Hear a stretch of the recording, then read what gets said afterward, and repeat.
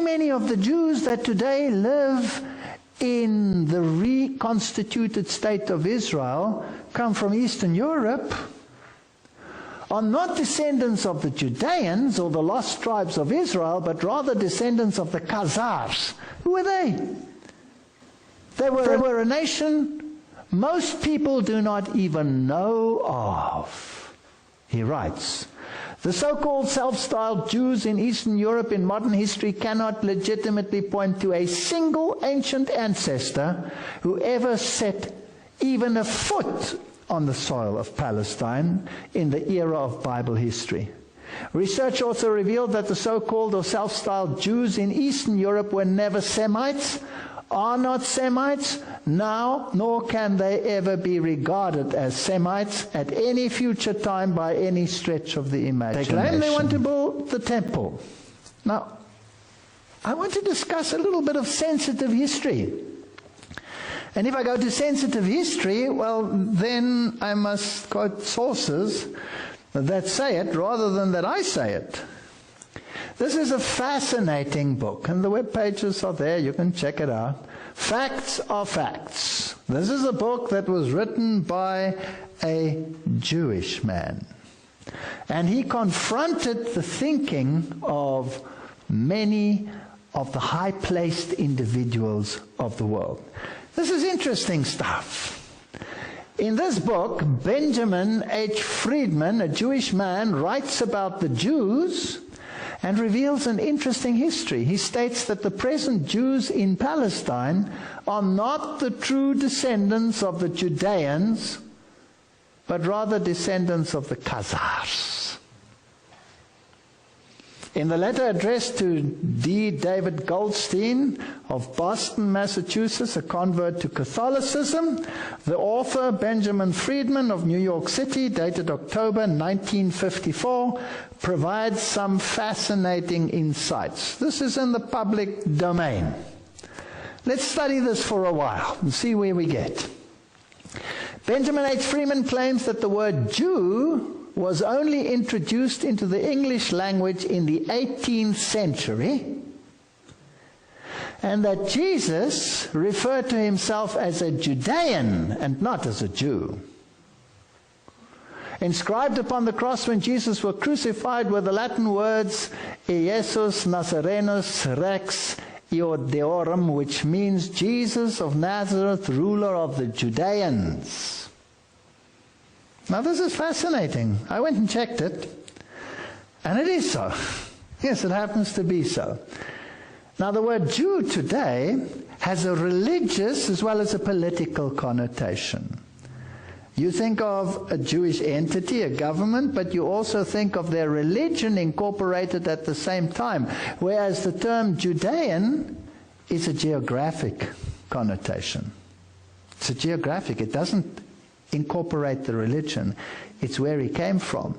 He was from Judah. He was a Judean. He further writes, the form of religious worship known as Pharisaism in Judea in the time of Jesus was a religious practice based exclusively upon the Talmud. The Talmud in the time of Jesus was the Magna Carta, the Declaration of Independence, the Constitution, the Bill of Rights, all rolled into one, of those who practiced Pharisaism. The Talmud today occupies the same relative position with respect to those who profess Judaism. So the rituals and rites that many of them observed were based on the Talmud and not on the Torah. Rabbi Morris, this is all from the source, Rabbi Morris in Kurtzer wrote a most revealing and comprehensive article with the title, What is a Jew?, which was published as a feature article in Look magazine in June 17, 1952 issue. In that article, Rabbi Morris Kurtzer evaluated the significance of the Talmud to Judaism today. In that illuminating treatise and that important subject, by the most qualified authority at the time, Rabbi Morris N. Kurtzer stated, the Talmud consists of 63 books of legal, ethical, and historical writings of the ancient rabbis. It was edited 5 centuries after the birth of Jesus. It is a compendium of law and lore.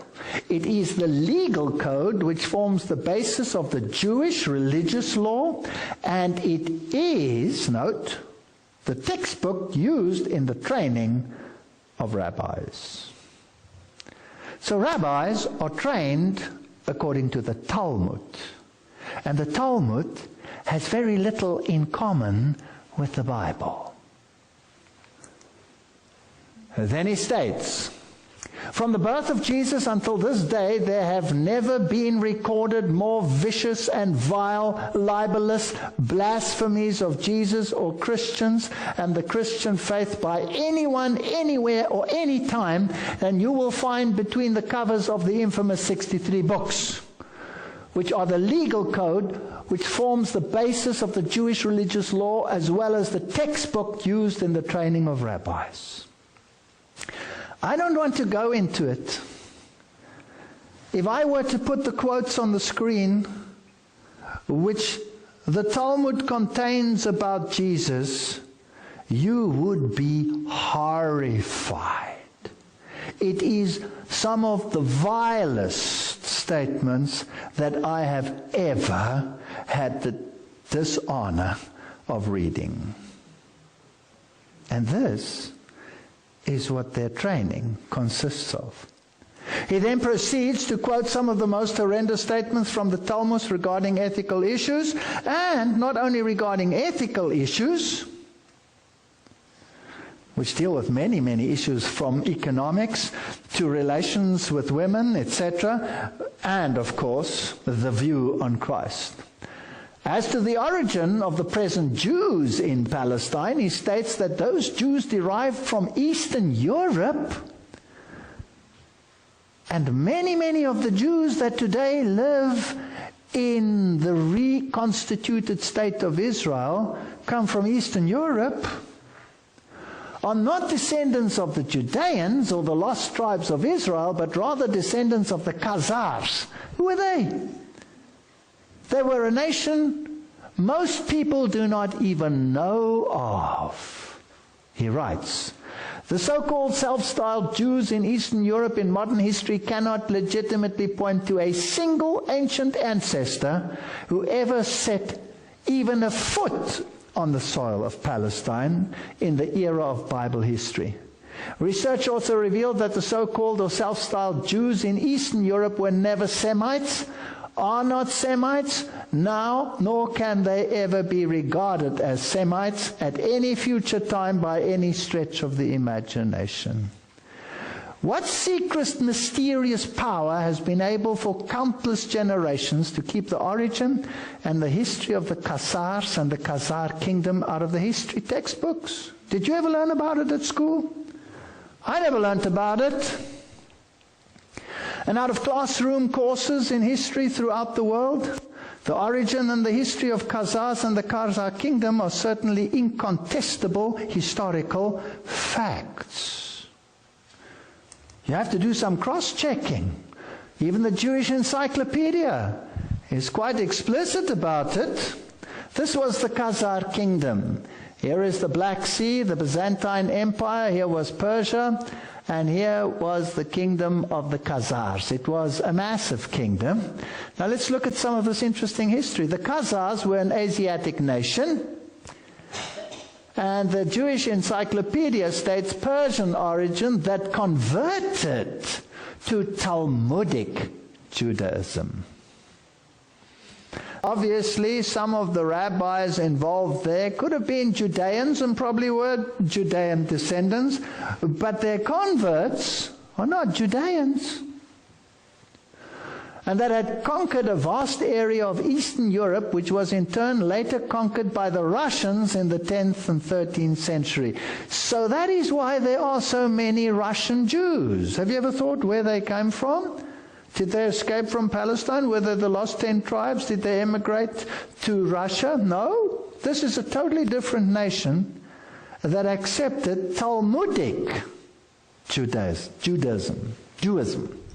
He writes, After a historic session with representatives of the three monotheistic religions, King Bulan, 7th century, decided against Christian and Islam, because Islam had just arisen,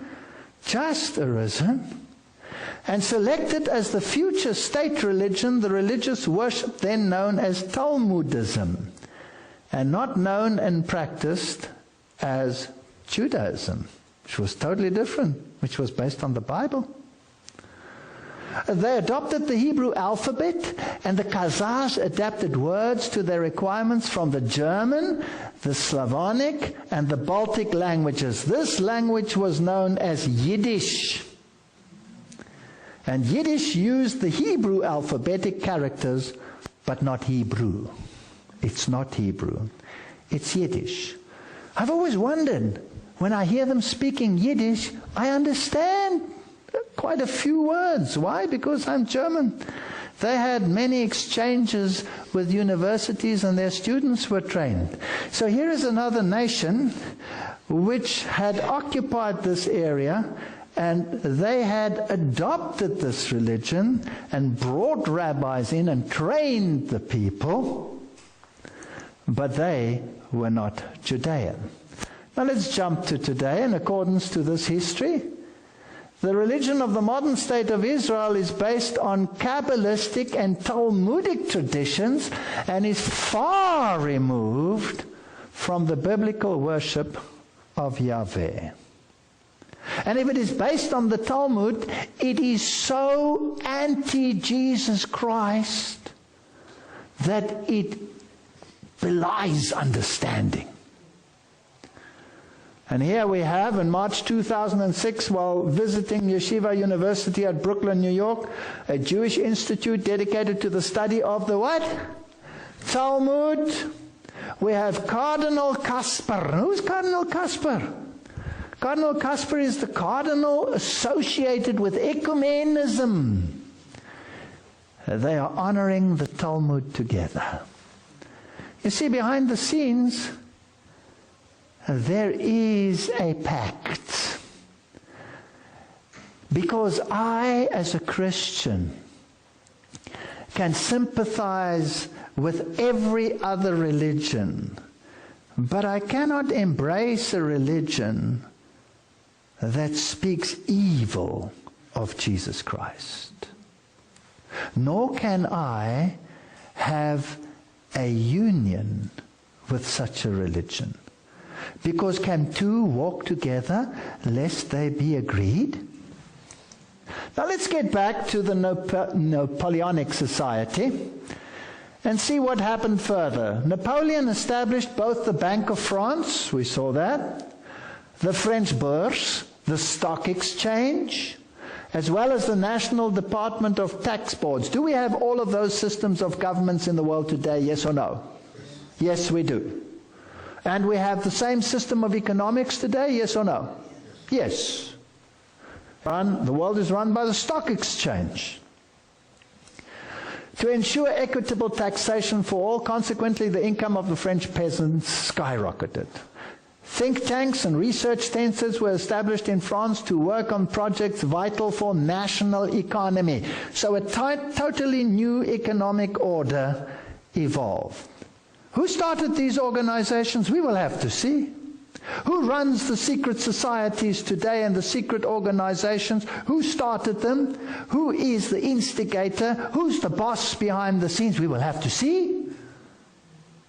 And maybe we'll get a different picture of what's happening in the world. An industrial board was organized to provide data and information to French industry, as exemplified by the success of the sugar beet farming and the canning industry. In the military, Napoleon pioneered in what we describe today as the principles of war.